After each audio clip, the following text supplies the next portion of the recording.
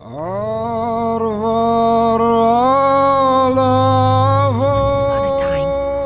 lived a young maiden named Claire. She had 2 sisters, and together they resided in a resplendent castle within a land untouched by the cruelty of time. In this unchanging realm, there was neither the sorrow of endings nor the joy of beginnings.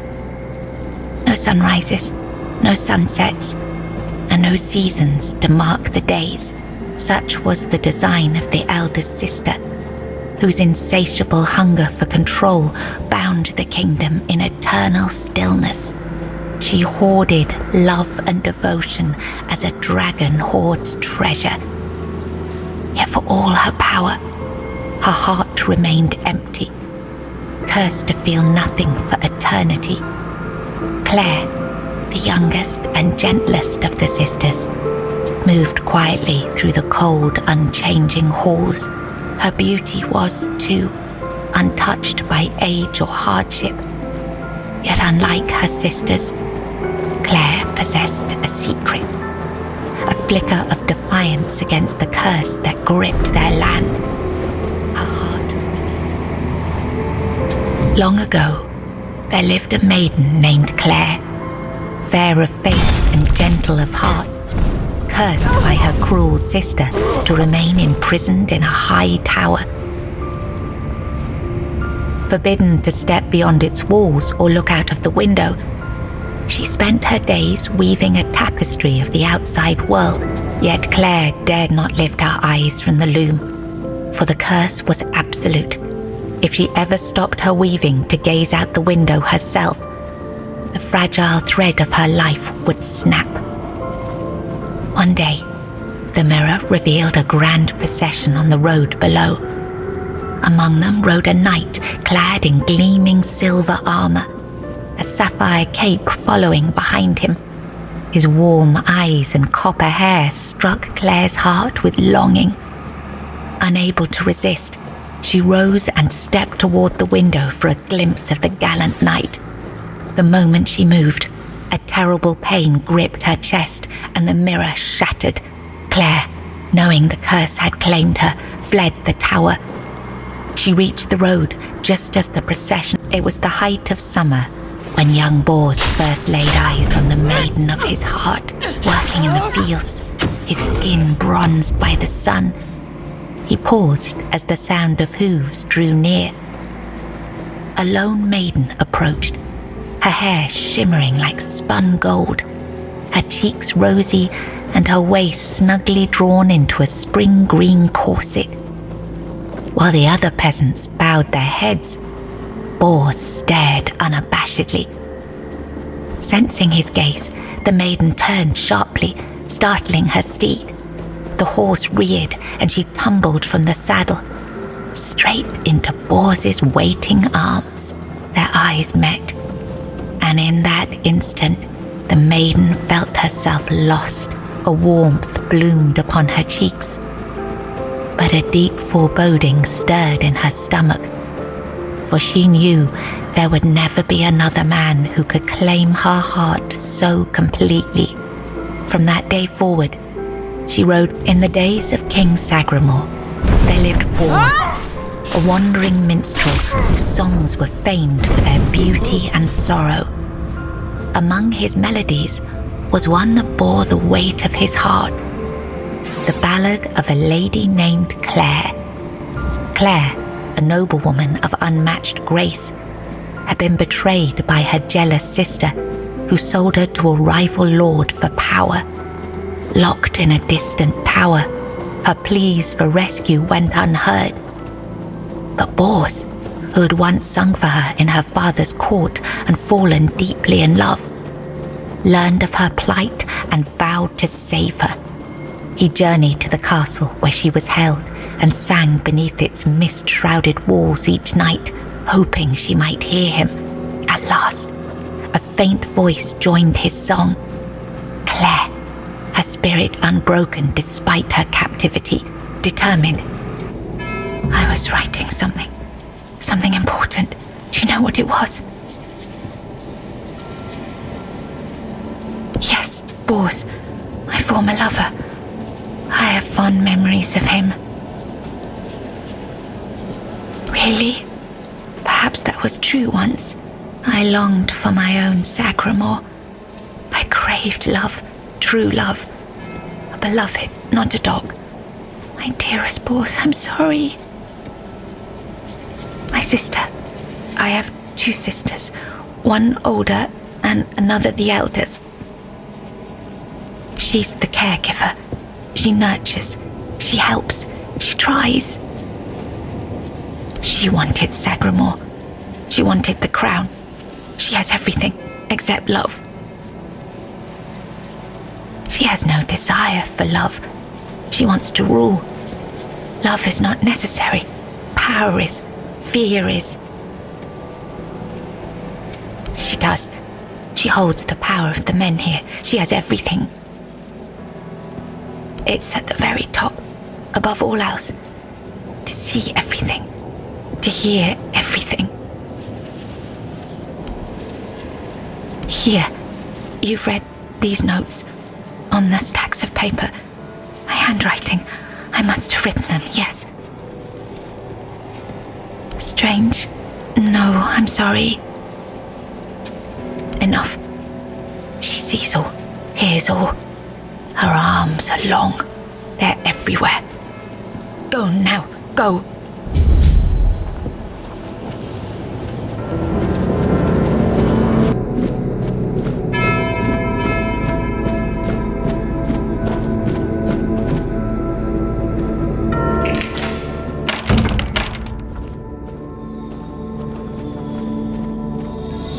Who goes there?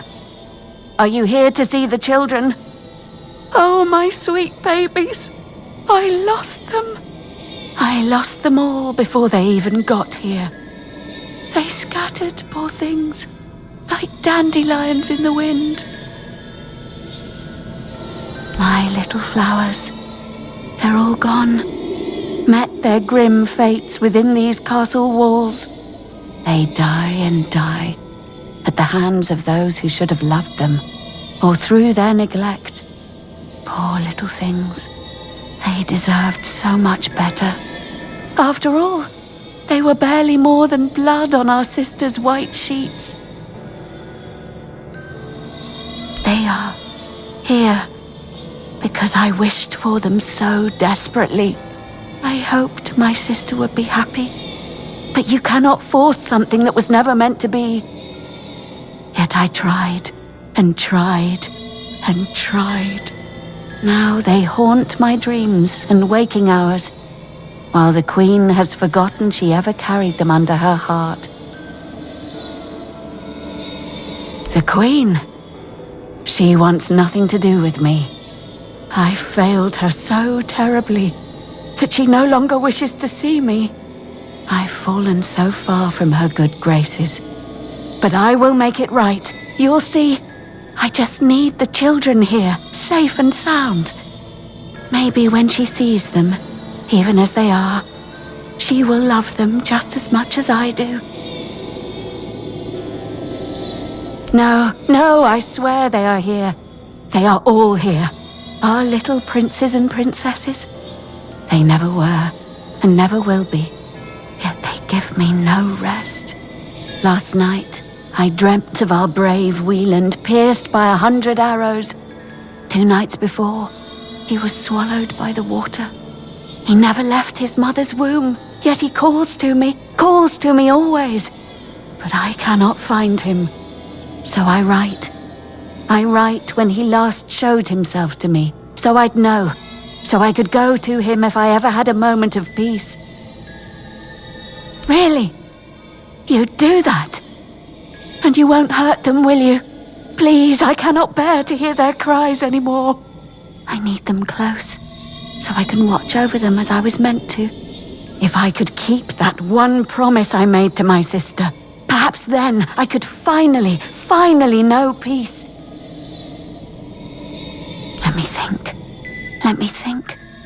Renaud, the crown prince, loved to stand on the balcony, gazing down at the gardens, watching the legacy that will never come to be. Little Noah, covered in blood. His mother would wash him again and again, scrubbing endlessly. It feels like he rarely leaves the bathtub. Oh, and Hugo, such a sweet child, sleeping soundly in his cot, sleeping and sleeping, always and forever. He has his favorite lullaby.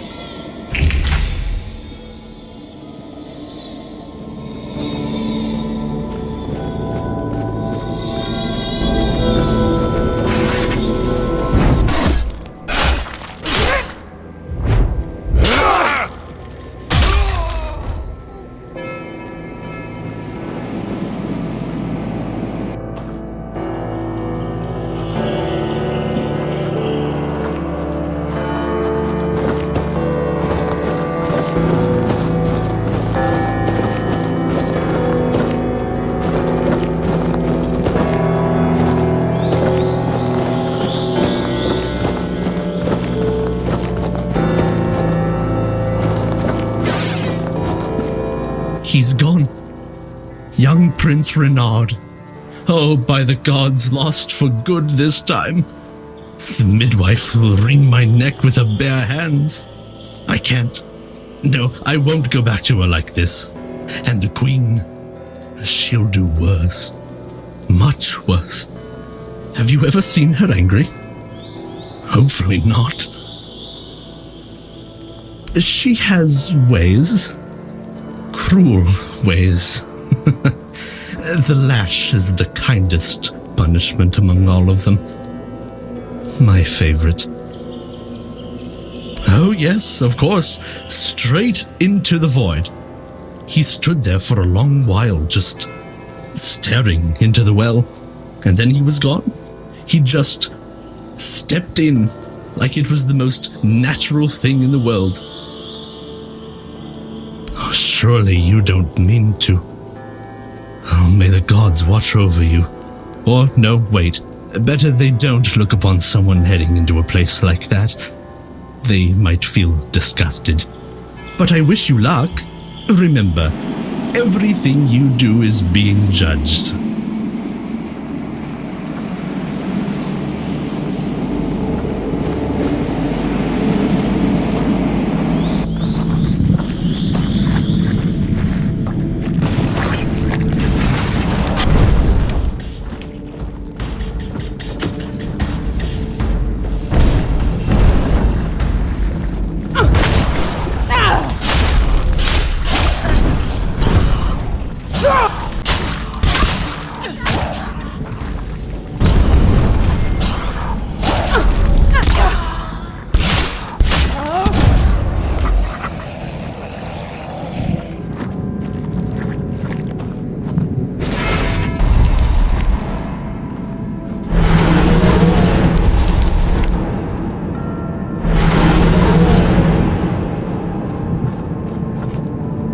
Did the midwife send you?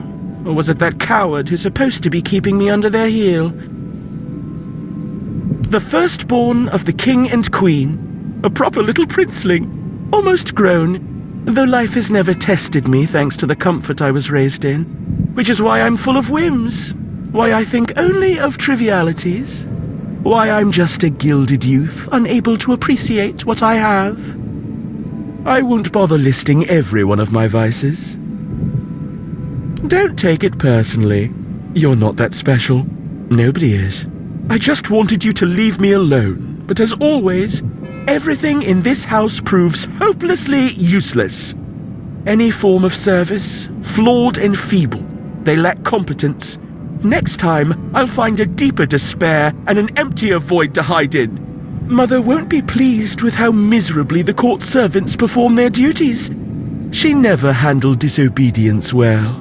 Well then, we can skip pedagogical lectures, as I know you'll force me to return at the end. And later, I'll try to run away again. Of all my mother's obsessions, control is her greatest. Everything must bend to her will. That's why I take so much pleasure in defying her. Poor father, letting her trample him like that. It seems a crown on a man's head weighs him down and dulls his mind, the charms of power. They say I take after him. Look closely, and you'll see all you need to know. How pitiful I must be then. Above? What above? There's nothing there either. Here, emptiness turns into more emptiness. Nothing begins, nothing ends. The same, over and over again. I'll tell you something. This place, all this darkness and silence, is no different from what awaits us in the gardens, the halls, or the chambers. Spare yourself the trouble. You don't have to drag me by the hand. I know the way back. The Queen's little lapdog. Phew. You found the young master. Joy, such great joy. I owe you a debt or two. We simple folk, we must stick together. Here, take this. I hope it serves you well.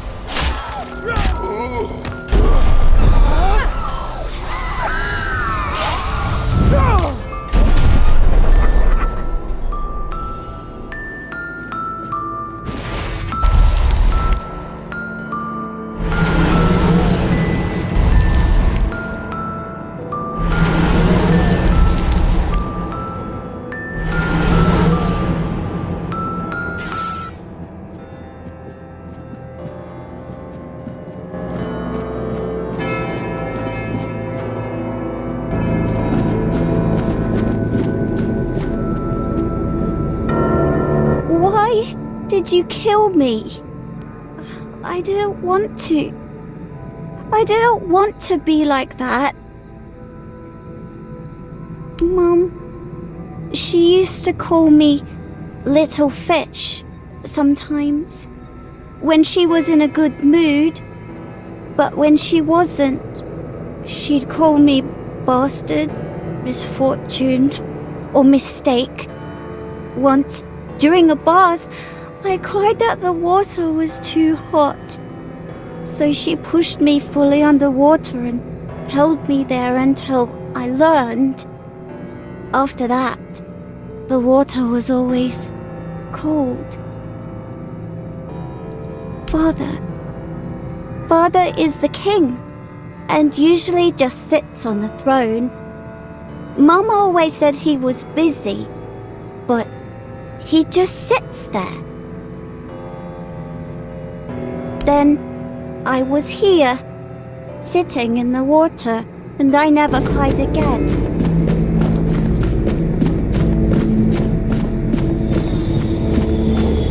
They are here, all of them, my sweet little petals. I'm so sorry. I should have tried so hard to bring you into this world. But maybe now we can set you free. You will help us, won't you, stranger? Fate has made a mockery of us all. Our deepest desires have been laid bare, twisted into instruments of our torment. Take these poor little creatures. They have no place in this world. yet they are forced into it and out of it again and again. But our sister wished for them, and here, her word is the only law. My sister's reign must end. It's brought us horror upon horror, all because of her fear and obsession. She thought she could forge fate with power, but she was wrong. Fate is inevitable, and the one she claimed was never hers to begin with. Yet we are the ones who suffer the most.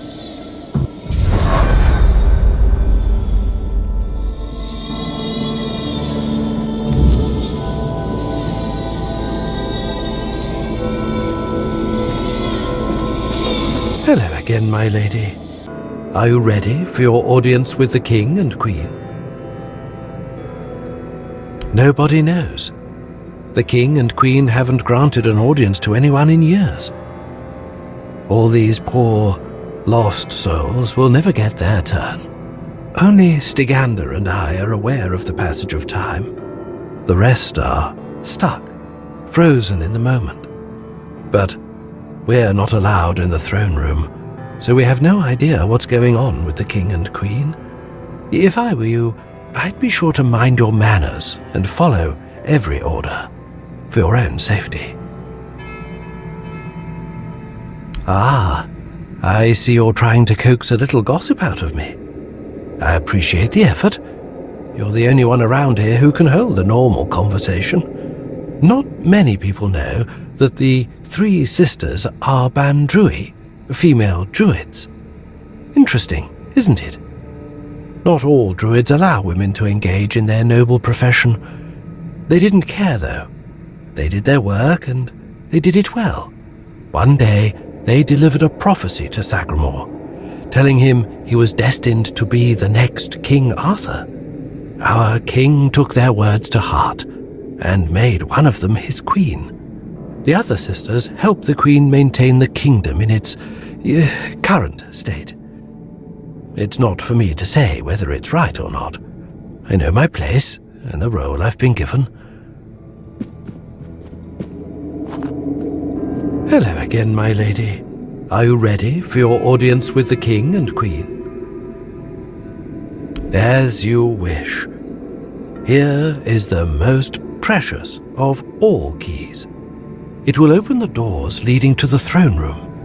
Oh, and you might have an occasion to see the royal chapel.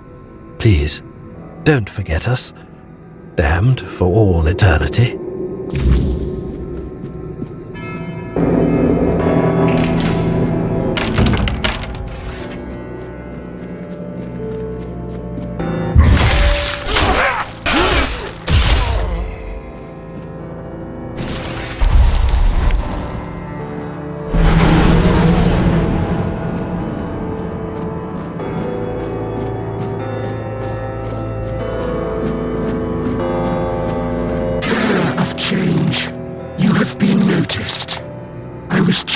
To extend you an invitation to speak. But first, you must let me show you something beautiful. The mycelium. Do you agree? My role in all of this is insignificant. I am but a small part of a greater whole. I am not the one who can give you that insight. You will learn everything during the conversation. I promise that nothing will be hidden from you. Splendid.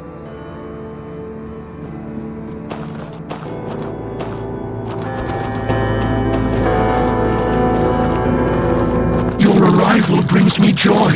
It means this place might have a better future. Welcome. Your arrival has sparked real change in this place. For the first time in centuries, I have no doubt this change will only deepen. But I want you to understand what you will bring about. The curse of this place will be lifted. However, with its disappearance, all the inhabitants of this place will die against their will. There is, however, an alternative.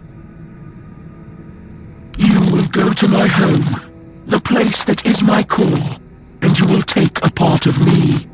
When the time is right, you will place me within the body of the unfulfilled King Sagremor. I will take control of this place through the bodies of the royal couple. This is the only way it can be done. The king and queen are inextricably linked to the origin, the present, and the potential future of this place. They must have a part in this. My growth will be slow, but eventually I will encompass everyone.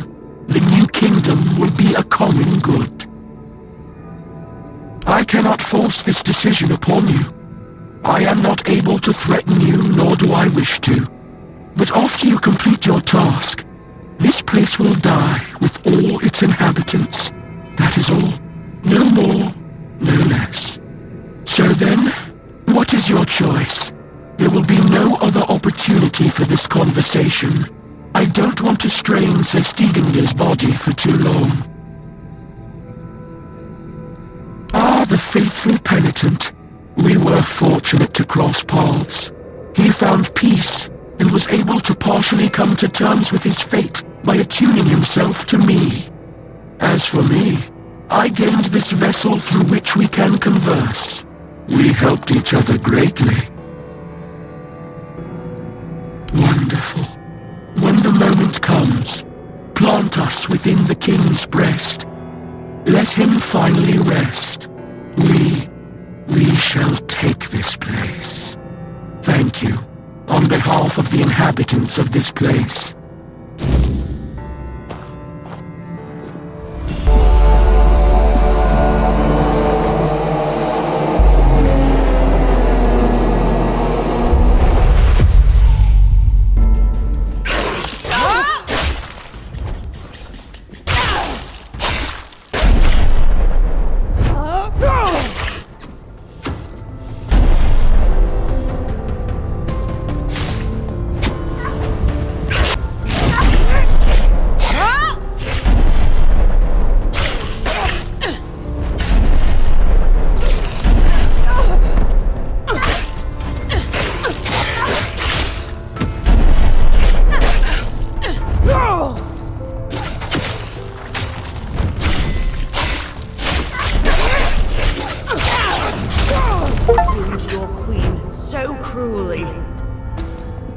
Why did you refuse to simply bow? You could have served me for eternity. Wouldn't that have been beautiful?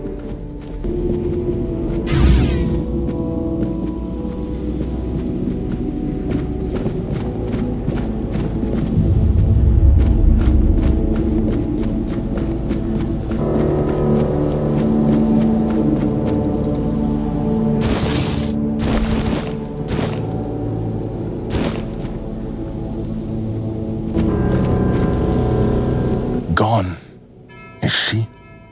Gone from one eternity straight into another. Oh, how I wish we'd had one more day. A proper one. Marked by the sun setting on us forever. Once, I dreaded it. The relentless passage of time. And now, all that's left is tomorrow, and tomorrow, and tomorrow. And all our yesterdays have lighted fools. The way to dusty death.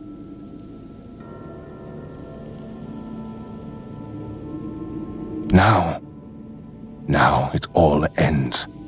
The lofty dream, the endless torment, and the fruits of our vanity. What we leave behind is a monument to our own foolishness. There will be no legends told of this place, for it is a tale told by an idiot, full of sound and fury, signifying nothing. And this is for you. The reason for your visit to this cursed court. You may leave now. Your audience is over. Fear not, till mushrooms take the place of your heart. And now mushrooms grow in my chest. The king is dead. Long live the king.